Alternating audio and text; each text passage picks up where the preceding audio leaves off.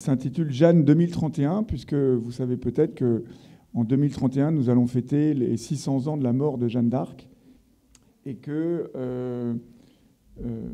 l'intuition de cette neuvaine est de se mettre à l'école de Jeanne et d'essayer de pratiquer les vertus qu'elle a pratiquées et de recevoir l'enseignement, surtout pratique, c'était une femme très pratique, qu'elle peut nous transmettre à nous aujourd'hui. Et alors vous pourriez dire, 9 ans, c'est quand même un peu long. Neuvaine de 9 jours, on a parfois déjà du mal à la tenir. 9 mois, n'en parlons pas, mais alors 9 ans, c'est excessif. Je vous rappelle que nos amis polonais ont préparé le millénaire de la Pologne en 1966 par une neuvaine d'années. Alors, c'était évidemment lancé non pas par un obscur laïc, mais par tout l'épiscopat polonais. Et pendant 9 ans, la Vierge de Jasna Góra a traversé toute la Pologne et une foule immense s'est précipitée pour prier la Vierge. Et ça a permis à la Pologne de fêter en grande pompe le millénaire de son baptême en 1966 avec les fruits que nous connaissons. Les fruits spirituels, politiques, culturels que la Pologne, bien sûr, a connus après. Donc, cette neuvaine Jeanne 2031 repose sur, on pourrait dire, une analogie historique qui est la suivante et qui va faire, que je vais essayer de déployer sous la question de rapport à l'évangélisation de l'islam, ou des musulmans en tout cas. Cette analogie historique, c'est si Dieu s'est préoccupé du royaume de France au début du XVe siècle, qui était dans un piètre état, c'est le moins qu'on puisse dire, il n'y a aucune raison qu'il se désintéresse de notre pays.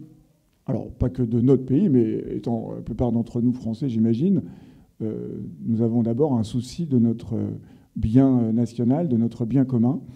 Et la question est de savoir, si Dieu a appelé Jeanne il y a presque 600 ans, enfin un peu plus de 600 ans, pour rappeler les limites, j'y reviendrai tout à l'heure, rappeler les limites, remettre les Anglais en Angleterre, le roi sur le trône, et remettre en fait les choses en ordre. Hein. C'est ça, c'est la sagesse pratique de Jeanne. C'est le sage, c'est celui qui ordonne, qui met en ordre.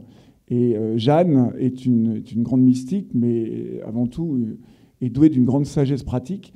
Donc si Dieu a appelé cette petite paysanne à faire ce qu'elle a fait, il n'y a aucune raison que Dieu, encore une fois, se désintéresse de notre pays. Mais alors attention, il ne s'agit pas de dire, attendons la nouvelle Jeanne, parce qu'il y a des milieux dans lesquels on est très friand de guetter l'homme ou la femme providentielle, et puis on l'attend, le voici qui vient, non, en fait, finalement, c'était pas lui, et puis peut-être ce sera lui. Bon. Puis alors on perd un temps fou à attendre l'homme ou la femme providentielle. Non, l'esprit de la neuvaine Jeanne 2031, c'est pas du tout de prier pour qu'une nouvelle Jeanne advienne, même si Dieu, évidemment, est tout à fait libre d'appeler quelqu'un comme du gabarit de Jeanne, c'est tout simplement pour se rendre compte que si Dieu a appelé Jeanne, il peut appeler chacun d'entre nous, non pas forcément à faire exactement ce que Jeanne, proportionnellement, a fait à son époque, mais à se soucier du bien commun de notre pays et notamment de sa vocation surnaturelle.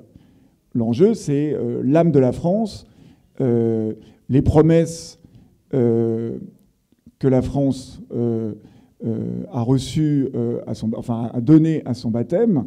Donc vous voyez ici, le souci, c'est en fait de labourer pendant 9 ans, ou de lancer un processus qui va permettre peu à peu d'entrer dans une démarche spirituelle, mais aussi pratique, avec cette idée que c'est en pratiquant les vertus de Jeanne que peu à peu, nous arriverons à produire proportionnellement les fruits que Jeanne a pu produire à son époque.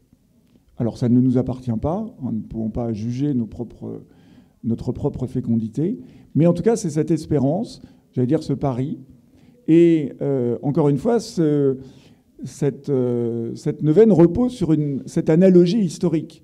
Et donc tout un aspect de la neuvaine, je vous invite à aller consulter le site qui s'appelle Jeanne 2031, vous le trouverez facilement sur Internet. Un aspect du site, c'est bien sûr de présenter les différentes vertus de Jeanne. Donc chaque année est consacrée à méditer et à essayer de mettre en pratique, à la suite de Jeanne, une vertu. La première année, qu'on va bientôt finir, dans quelques semaines, était consacrée à la disponibilité et à l'obéissance à la volonté de Dieu. J'allais dire, c'est le principe de tout engagement, se mettre à l'écoute, comme Jeanne a su être si disponible à la volonté de Dieu dans sa vie quotidienne à Don Rémy. Et puis nous aurons la prudence, le patriotisme, etc. Bon, toutes sortes de vertus. Mais il y a aussi cette dimension de faire un diagnostic de notre époque. Et vous voyez, l'idée, c'est de nous confronter, à la fois de se mettre à l'école de Jeanne et de se rendre disponible à la volonté du Seigneur, relativement à notre situation, et justement éclairer notre intelligence pratique sur la situation de notre pays et de notre époque. Vous voyez, et avec l'idée qu'en confrontant ces deux dimensions, peut-être que le Seigneur nous aidera à discerner, et encore une fois, c'est un discernement qui peut être personnel, collectif, associatif, enfin, je veux dire, à tous les niveaux possibles, que le Seigneur donc pourra nous aider à discerner plus concrètement comment suivre l'exemple de Jeanne, puisque je vous rappelle que l'Église nous donne des saints pour que nous les imitions. Mais évidemment, imiter Jeanne, ça ne veut pas forcément dire faire de l'équitation aujourd'hui, mettre une armure. Donc l'enjeu, c'est de creuser cette analogie, mais il y a une actualité, me semble-t-il, décisive du message et de la geste de Jeanne d'Arc aujourd'hui. Alors, justement, c'est pour cela que Xavier et Yann m'ont invité pour essayer de réfléchir comment Jeanne d'Arc peut être une source d'inspiration et d'engagement par rapport à la question du projet de l'islamisation de la France et en revers la nécessité d'évangéliser les musulmans comme évangéliser tout être humain comme le Christ nous l'a ordonné. Alors, je voudrais dans un premier temps rapidement revenir sur ce projet d'islamisation de la France dans un contexte, disons, spirituel bien particulier, spirituel et intellectuel bien particulier. Ce sera ma première partie.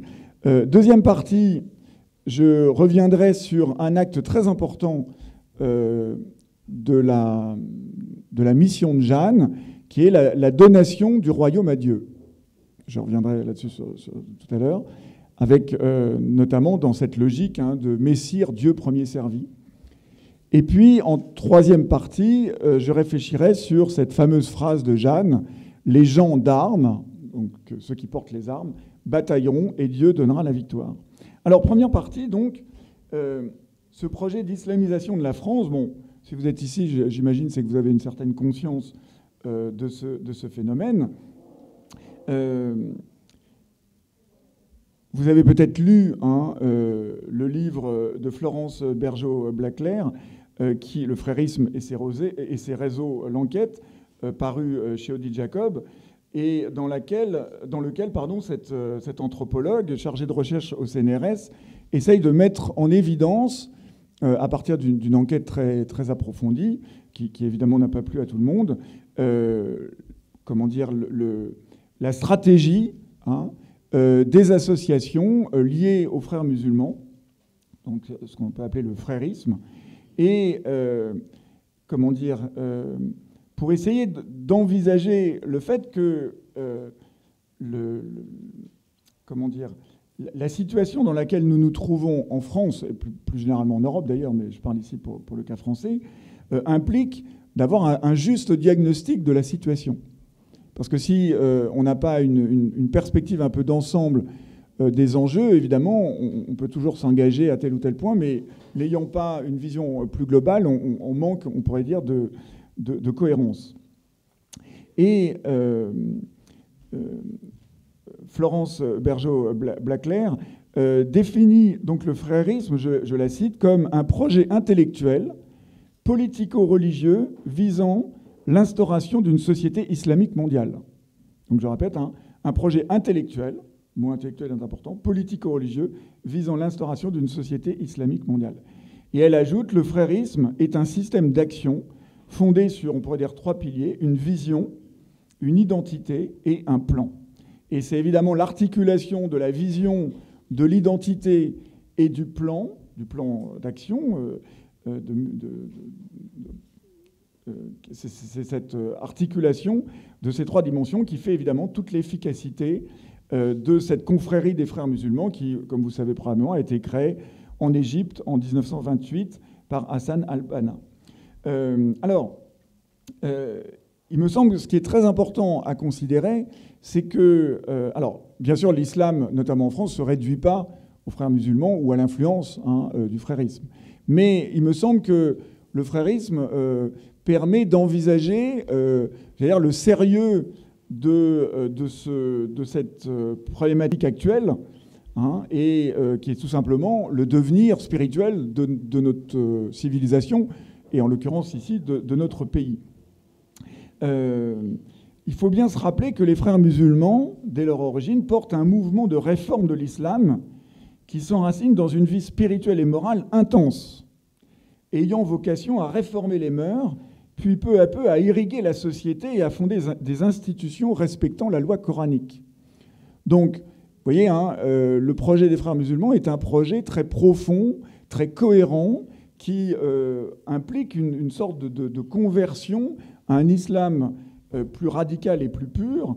Et donc, on est loin, si vous voulez, simplement d'un mouvement un peu superficiel, qui serait immédiatement politique, même si bien sûr il a une dimension politique. Il y a d'abord, vous voyez, cet approfondissement et cette réforme des mœurs, qui doit ensuite aboutir à un changement progressif dans les institutions.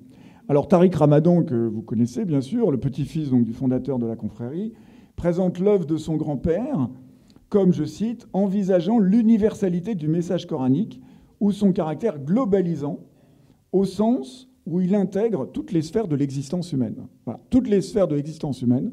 Donc c'est bien évident que ceux qui aujourd'hui,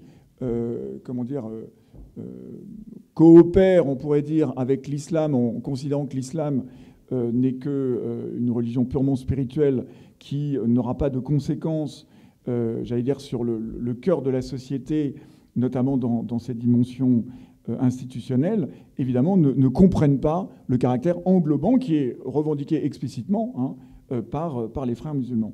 Et toujours Ramadan présente les motivations et les priorités de l'action d'Al-Banna, je cite Tariq Ramadan, le réveil de la foi, le lien avec Dieu, l'approfondissement de la spiritualité et la purification des cœurs doivent être les fondements sur lesquels l'action sociale va s'appuyer pour transformer l'espace social et politique. Vous voyez ?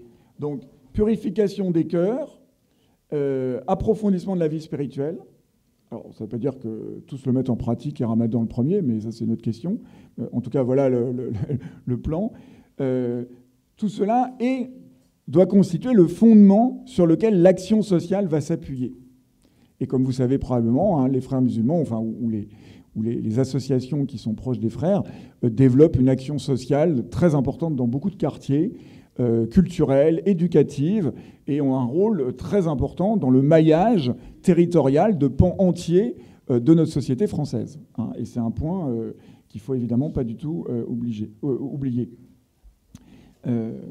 Et enfin, je finis sur cette rapide présentation, la logique interne du discours des frères se fonde sur une conviction, dit Tariq Ramadan, sur une conviction, s'appuie sur la promesse coranique et se nourrit d'un espoir inébranlable.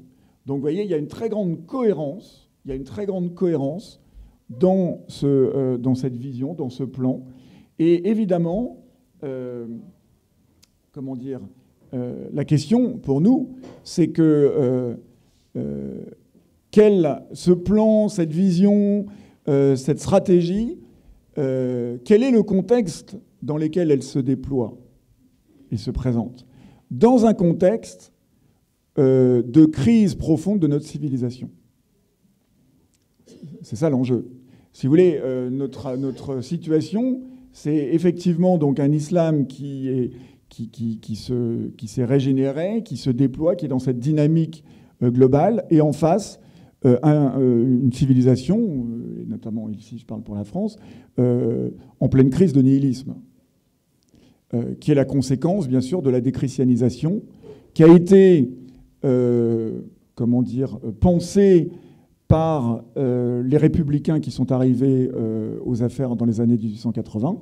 Je vous rappelle que le projet de l'école laïque était un projet explicite de déchristianiser la France, et on peut dire que le programme a très bien fonctionné. Alors, bien sûr, il y a d'autres causes que l'école laïque, bien sûr, il y a une multitude de causes, mais donc, vous voyez la conjonction, d'un côté, une sorte de décrochage de notre civilisation relativement aux racines, et racines spirituelles, racines donc anthropologiques, racines morales, et donc qui aboutissent à une société en fait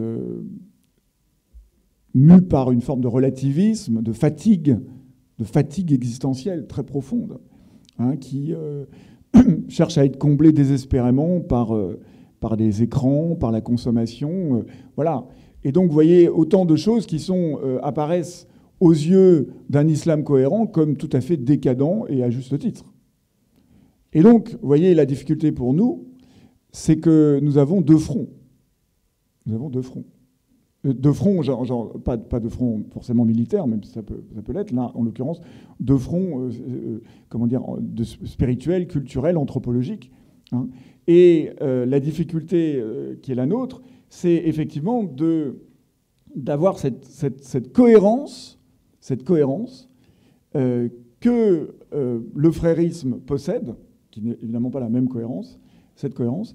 Et la difficulté, c'est que la plupart de nos compatriotes, la plupart de notre personnel politique, la plupart de notre élite ecclésiastique refusent en fait de saisir cette cohérence profonde nécessaire, cette articulation entre la foi, les mœurs et la morale. Alors, justement, Pie XII, dans son message radio du 25 juin 1956, pour le 5e centenaire de la réhabilitation de Jeanne d'Arc, dit ceci: « S'il peut sembler un moment que triomphe l'iniquité, le mensonge et la corruption, il vous suffira de faire silence quelques instants et de lever les yeux au ciel pour voir les légions de Jeanne d'Arc revenir, bannière déployée pour sauver la patrie et sauver la foi. » Alors, Pie XII a toujours un style assez lyrique, mais quand on va à la basilique du Sacré-Cœur, comme j'y suis allé tout à l'heure, vous vous rappelez, on voit Jeanne d'Arc agenouillée devant le Christ. Et donc, voilà, dans ce moment historique qui est le nôtre, de profond désarroi civilisationnel, une des voies possibles, il y en a bien d'autres, une des voies possibles est de se tourner vers Jeanne d'Arc pour essayer d'envisager la manière dont elle-même a été fidèle. C'est pas elle qui a pensé un plan, elle a été fidèle à ce que le Christ lui a demandé, ce que Dieu lui a demandé, et elle a été fidèle à l'éducation que lui ont transmise ses voix, donc Saint Michel, Sainte Catherine et Sainte Marguerite. Alors justement, dans mon deuxième point, je voudrais rappeler un point important de la geste de Sainte Jeanne d'Arc, qui est ce moment de la donation du royaume à Dieu. Lors du procès en nullité, donc en 1456, le duc d'Alençon, témoin oculaire d'une rencontre entre Jeanne et le roi le 26 février 1429, dit ceci. Donc c'est le duc d'Alençon qui parle. « Alors Jeanne adressa plusieurs requêtes au roi, et entre autres, pour qu'il donnât son royaume des cieux, pour qu'il donnât son royaume au roi des cieux, pour qu'il donnât son royaume au roi des cieux. Après cette donation, le roi des cieux agirait comme il avait fait pour ses prédécesseurs et le remettrait dans son état antérieur. » Donc, vous voyez que Jeanne non seulement confirme à Charles VII qu'il est bien le roi légitime et non pas un bâtard déshérité par le traité de Troyes, puisqu'il y avait ce doute sur à la fois sa légitimité et bien sûr sur le traité de Troyes qui cherchait à le mettre de côté. Mais comme le dit l'abbé Jacques Olivier dans un remarquable livre qui s'appelle « Le prophétisme ecclésial et politique de Jeanne d'Arc », paru au Cerf, le salut du royaume est dans le seul recours à Dieu qui en fixe la condition. Donc, quelle est la condition du salut du royaume? La donation du royaume lui-même.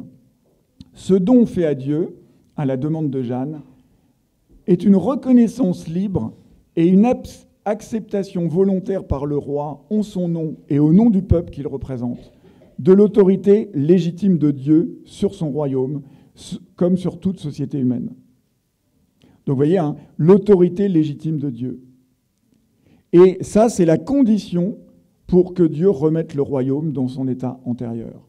Donc vous voyez, un des premiers points, et en fait c'est tout à fait au cœur de notre propos, un des premiers points, c'est de revenir sur cette séparation laïciste entre nos institutions publiques et la foi. Vous voyez, il ne s'agit pas de prêcher une théocratie, c'est pas du tout le cas, et comment dire, le geste de Jeanne ici n'a pas consisté à vouloir donner le pouvoir aux clercs, pas du tout, Dieu nous en garde, mais à retrouver cette saine articulation qui permet de comprendre que le bien commun de notre pays, implique de retrouver la véritable souveraineté de Dieu. La véritable souveraineté de Dieu. La véritable souveraineté de Dieu, ça passe par le respect de l'ordre, de la sagesse créatrice de Dieu. Voilà. Nous sommes dans un monde, et ça participe de ce nihilisme dont je parlais, qui ne cesse de transgresser toutes sortes de limites. Et nous allons voir ça dans les quelques mois qui viennent, avec encore quelques lois iniques. Donc, qui évidemment ne donne pas envie aux musulmans d'adhérer véritablement à notre culture, puisque évidemment tout ça est tout à fait désolant. Donc, vous voyez bien ici que cette sagesse créatrice de Dieu, elle implique de retrouver finalement la manière dont le politique est lui-même ordonné à un bien commun, et que la mesure du bien commun, ce n'est pas la volonté humaine. Ce n'est pas la volonté humaine, fût-elle majoritaire. Et finalement, vous voyez, Jeanne qui a un souci on pourrait dire, de théologie politique. Vous savez que Jeanne n'avait bien sûr pas fait d'études, mais elle a une perspicacité, une intuition extraordinaire qui vient d'abord de ses propres talents, mais bien sûr aussi de l'éducation qu'elle a reçue par ses voix. Elle a une très, très belle compréhension de la nécessité de subordonner les affaires politiques, culturelles, humaines à Dieu. Voyez. Et avec cette idée que Messire Dieu premier servi, qui est une de ces phrases fameuses, c'est dans la mesure où on se remet dans cette perspective de notre finalité ultime qui est Dieu, et qui est l'union à Dieu, qui est ultimement la vision béatifique, que nous allons pouvoir retrouver, on pourrait dire, cette vitalité également dans le champ social, politique et culturel. Donc ça, c'est très important parce que beaucoup nous disent, même dans l'Église, finalement, voilà, la déchristianisation est un fait, il faut accepter des institutions laïcistes qui en fait sont devenues de fait nihilistes aujourd'hui, et finalement on abandonne des pans entiers et la foi devient une sorte de supplément d'âme totalement déconnecté de l'épaisseur de notre vie humaine dans sa dimension sociale, éducative, etc. Donc, on voit bien ici que Jeanne a un souci de remettre les choses à leur place. Le roi sur le trône, de faire comprendre au roi qu'il ne pourra être un bon roi que si il accepte que, en fait, le véritable roi de France est le roi des cieux. Donc vous voyez, cette limite du politique, c'est ça qui est très importante.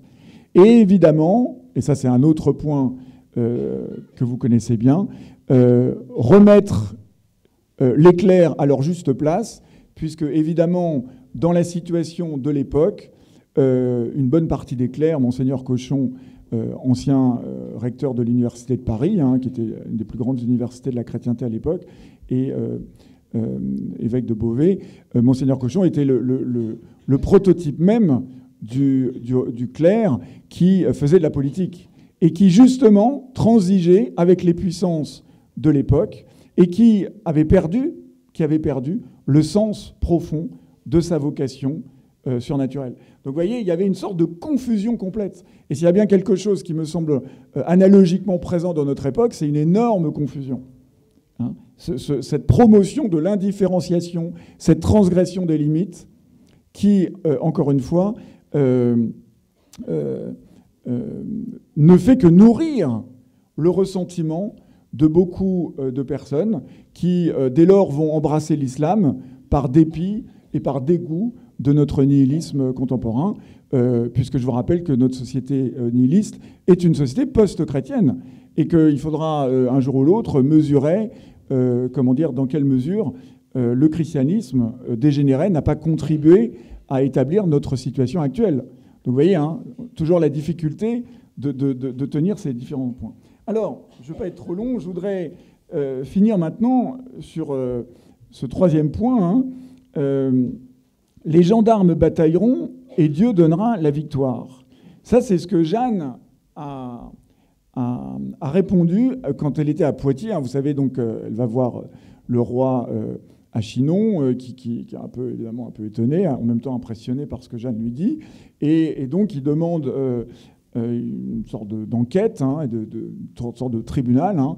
Il y a eu 3 procès de Jeanne, en fait. Il y a le procès de Rouen, mais il y a d'abord, entre guillemets, le procès de Poitiers, où donc, elle est interrogée par les théologiens et les docteurs de l'époque pour savoir si, effectivement, c'est quelqu'un de sérieux et qu'on peut lui faire confiance. Et puis, bien sûr, il y a le procès de réhabilitation où Jeanne ne sera plus là. Bon. Et donc, lors du procès de réhabilitation, un des membres qui avait, de la commission qui avait auditionné, on pourrait dire, et interrogé Jeanne à Poitiers, rapporte donc cette fameuse réponse. Et donc, il y a un maître qui l'interroge à Poitiers, qui demande à Jeanne, « Tu as dit que la voix t'a dit que Dieu veut délivrer le peuple de France des calamités dans lesquelles il est. » Dieu veut délivrer le peuple de France des calamités dans lesquelles il est. S'il veut le libérer, il n'est pas nécessaire d'avoir des gendarmes. Gendarmes, hein, c'est pas gendarme au sens de la gendarmerie, même s'il y a un lien.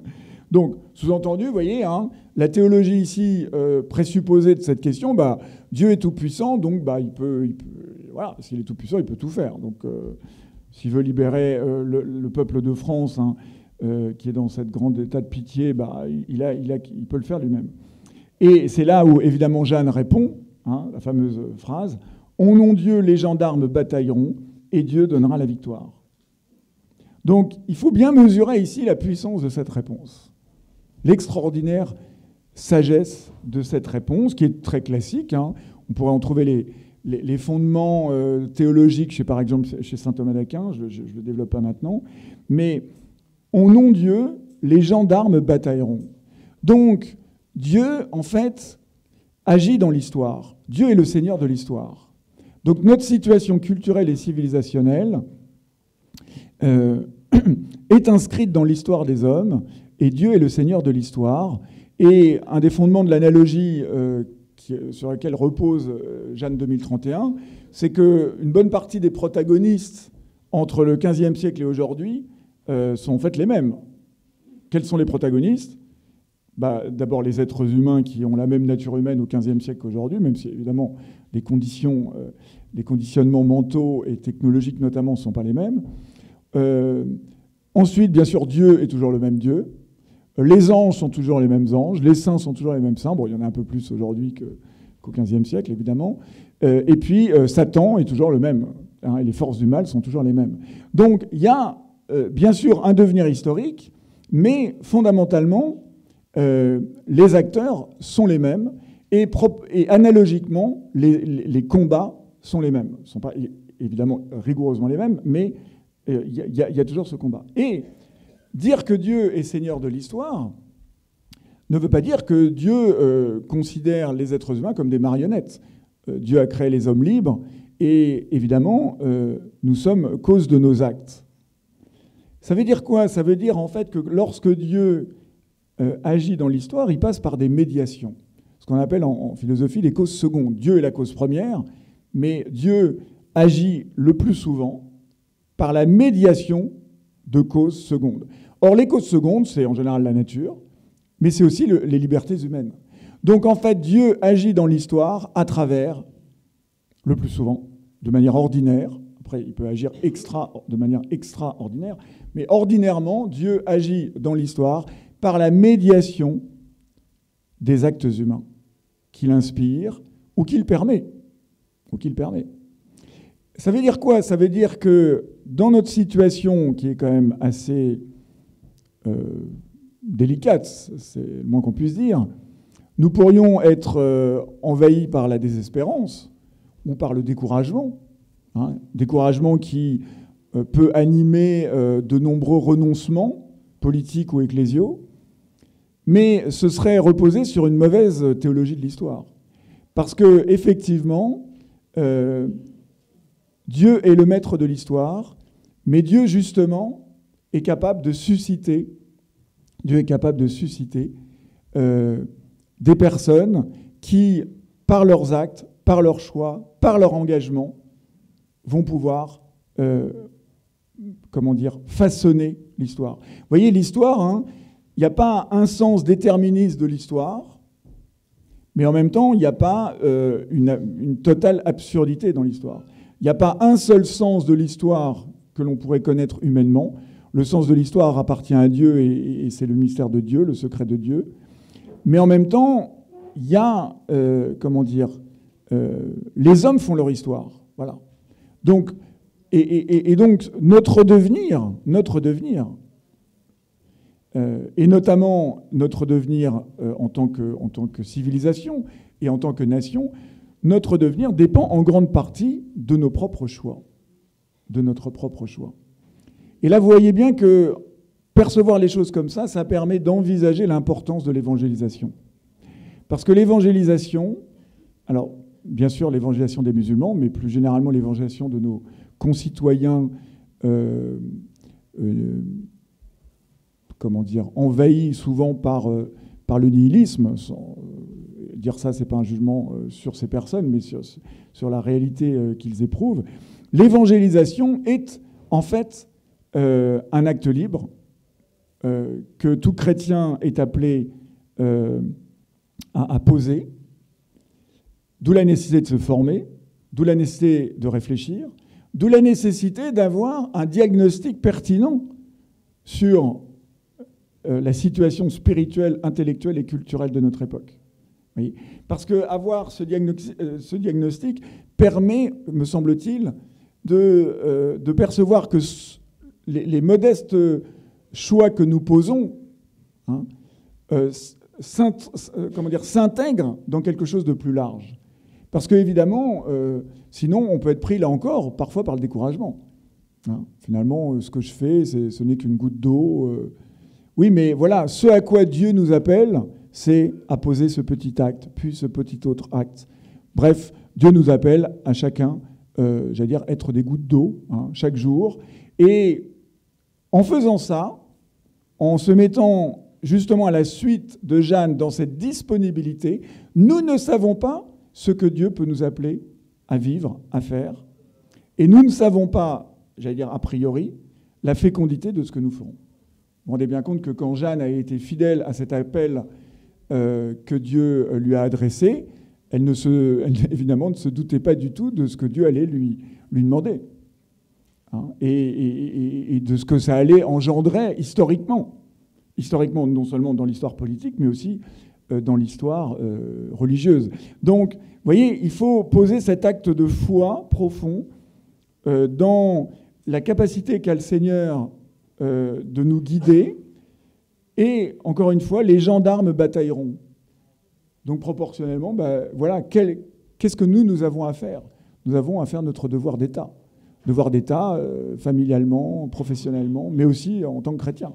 Or, l'évangélisation est un devoir de tout chrétien, qui peut prendre des modalités, bien sûr, diverses. Mais donc, c'est dans la mesure où nous serons fidèles à cet appel de Dieu que nous contribuerons peut-être sans le savoir, c'est au ciel que nous le découvrirons peut-être, que nous contribuerons effectivement à modifier la situation qui est la nôtre. Vous voyez ? Et donc Jeanne, me semble-t-il, est une source énorme d'espérance pour nous.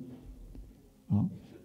C'est une source énorme d'espérance et elle permet, et quand nous sommes parfois traversés par le découragement, par une sorte de fatigue devant le caractère, semble-t-il, inéluctable de certains phénomènes, tournons-nous vers Jeanne, hein, pour percevoir à quel point elle avait cette foi en Dieu, et cette foi qui s'incarnait pratiquement, puisque, comme vous le savez, hein, cette incarnation l'a amené à prendre les armes, hein, et à être chef de guerre. Donc, ça ne veut pas dire qu'on est tous appelés à être chef de guerre, mais donc c'est extrêmement incarné.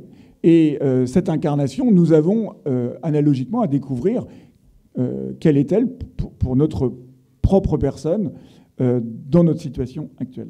Alors je voudrais finir en vous lisant la prière de Jeanne 2031, hein, qui est une petite prière que vous trouvez sur le site et que vous pouvez dire chaque jour donc en 2031, où nous fêterons en grande pompe les 600 ans de la mort de Jeanne. Sainte Jeanne, comme vous, nous voulons être fidèles aux promesses de notre baptême. Guidez-nous. Nous voulons discerner la volonté de Dieu pour l'accomplir. Éclairez-nous. Nous désirons suivre l'étendard du Christ pour étendre son règne sur notre vie, notre patrie et l'Église. Devancez-nous.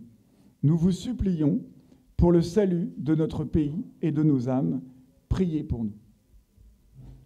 Alors maintenant, s'il y a un petit temps de questions. En fait, c'est dans la mesure où nous rentrons perpétuellement dans ce mouvement de conversion et que nous nous mettons à l'écoute du Seigneur, que nous pourrons discerner. Et là, encore une fois, ça va... Je veux dire, Dieu a suffisamment d'imagination et de respect pour nous confier des missions qui sera très différentes, que nous pourrons discerner ce à quoi Dieu nous appelle, et ce que nous faisons déjà, j'imagine, largement. Mais donc, en fait, il y a cette dimension de discernement qui implique l'écoute de l'Esprit Saint et qui implique aussi la mise en œuvre de la prudence.